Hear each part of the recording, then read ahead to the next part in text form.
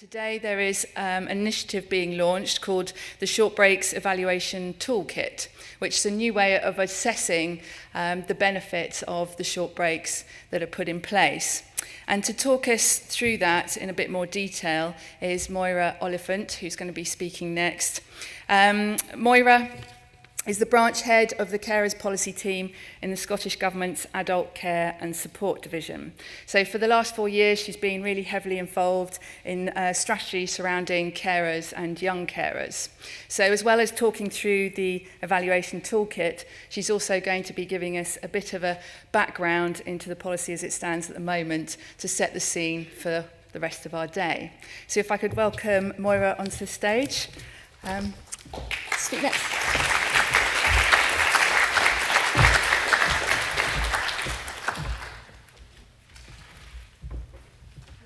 Thank you very much, Felicity. Hello, good morning. I'm delighted to be here. The Minister for Public Health, Michael Matheson, would have loved to have been here today. He has responsibility for support to carers within his portfolio, but unfortunately he couldn't attend. But he has sent a very clear, strong message of support. So if you bear with me, I'll read it out. Although it's clear up there. But the Minister says, I am pleased to support the Brilliant Breaks Conference. The Better Breaks and Take a Break programmes are providing excellent short breaks for many disabled children, young people and parents throughout Scotland. Siblings benefit too, and Selina referred to that. With partners, we will continue to do everything possible to ensure the ongoing development of short breaks provision. Much has been achieved. There is a lot more to do. I welcome your views on the way forward. I'm sure you'll have an informative, fun and exciting day. So that's Michael Matheson. The origins of Better Breaks and Take a Break, both Selina and Dawn covered this, so I'll very quickly go through it. They refer to government funding of just over £2 million per year, and the duration of that is up until 2015. Then we'll need to see through the normal government spending review process what might be possible. The criteria for dispersing the funds was decided by a steering group, and again, Selina referred to the composition of that steering group, which did have on it a young person who provided a lot of valuable input. And Adam said that there must be fun and exciting opportunities for children and young people to enjoy breaks and for parents to have a break as well. Adam's particular words is that for teenagers like him, we don't want to be wrapped up in cotton wool. And he said, it's okay now and again to fall out of my wheelchair because that means I'm having great fun. He probably didn't mean all the time, but now and again it's fine to fall out of his wheelchair. And everybody on that steering group provided the inspiration for taking forward Better Breaks and Take a Break. And this is an overhead showing a group of young people enjoying their activity on the water, having great fun, a great day. And this is a picture of the Oliphant family and 2 others on the water at Easter time, having a great day. Except when I voluntarily launched myself off the craft or the raft into the freezing cold water and had heart palpitations. So I think it's fine launching yourself from a wheelchair, but it's not fine of mature women launching themselves into the freezing cold water. But anyway, a great day for all. Short breaks for disabled children, young people and parents, and indeed in many other caring situations, works. When outcomes are articulated, there's clear outcomes decided at the offset, and those are taken forward and they're met. There are planned regular breaks to look forward to. There's a sense of anticipation that breaks are planned throughout the year. It's not one-off wondering when the next break will happen. There's choice and personalisation reflecting changing needs, that people aren't shoehorned into services, particular types of service or support, but it's what they want to do.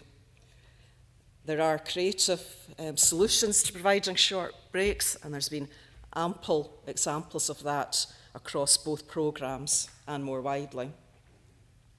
And one of the solutions, it's not to do with better breaks or take a break, it's actually to do with creative breaks. But I thought it was really quite an interesting one, is that in Orkney, Crossroads provided micro grants to carers to allow them off the islands onto the mainland, and to use that money as they saw fit. And it seemed, a really good opportunity for people living in very isolated areas to have an overnight stay from the island when there's no overnight stay on Orkney. There's targeting at those most in need, so that those most in need benefit from the funds. There's mutuality of benefit, again, that was referred to, so that parent carers and other carers benefit, as well as those they care for, because then the experience is all the better. And there's good effective planning involving carers and those they care for. I'm glad to be here for all of today, and I know that from the experience today and from listening to others and being in workshops, I'm sure there'll be a lot that the Scottish Government can take away from today. But without hearing that, this is what we are doing and what we will continue to do. We'll continue to work with Share Care Scotland and the Family Fund on these grant programmes and more widely. We'll promote good practice when we can, and we'll seek ways to do that proactively. We'll promote the evidence base around the benefits of short breaks and the outcomes that can be achieved, and again, we'll do that whenever we can. We will lessen, working with Share Care Scotland, with the Family Fund and others, we will lessen stigma that can sometimes be around short breaks, or especially if they're called respite, and also carers feeling that they sometimes need permission to take a break. And we will critically evaluate the approaches taken locally to help ensure effective, intelligent planning, spending and implementation. And over the next few months, we'll be working with a selection of local partnerships around evaluation of implementation of both the carers and young carers strategies, and short breaks will feature heavily within that evaluation. We'll monitor the impact of self-directed support under the self-directed support legislation coming into effect next April. There's a power to support carers in their own right, and we will monitor the impact of that. And we will meet parent carers, and clearly there's parent carers here today. We've met quite a lot of groups of parent carers in the past, and we'll continue to do so. More on that one later within the next few weeks. Alison referred to the, and Felicity, to the evaluation toolkit that's being launched today, and there'll be a workshop on the evaluation toolkit. I think it's very important that a small amount of the overall funding for short breaks is put into learning exchange and to sharing practice, so that projects can learn from each other, and that we can widely promote that, and that organisations have the benefit of evaluation toolkits.